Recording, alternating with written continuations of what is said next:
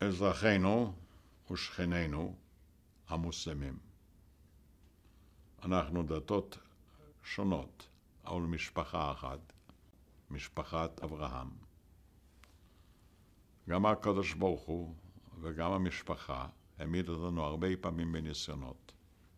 אצלכם זה עקידת ישמעאל, אצלנו זה עקידת יצחק. הקדוש ברוך הוא רצה לראות עד היכן אנחנו מוכנים ללכת כדי להקריב את נפשנו למען ערכים נעלים.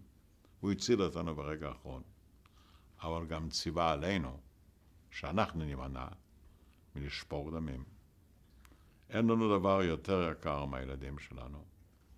ילד זה ילד, לא חשוב בין איזה דת הוא, והם זאת הם. ואני רואה עכשיו את שפיכות הדמים באזורנו. אנחנו חייבים כולנו יחד להפסיק אותו. אנחנו חייבים לאפשר לאמהות לישון בשקט, כל האמהות, ולילדים לחיות בביטחון, כל הילדים. והגיעה השעה. אני יודע שרבים מכם ורבים מאיתנו היו רוצים לראות את המזרח התיכון ללא שפיכות דמים, ללא עוני, מזרח תיכון פורח בשלום, משגשג בכלכלה,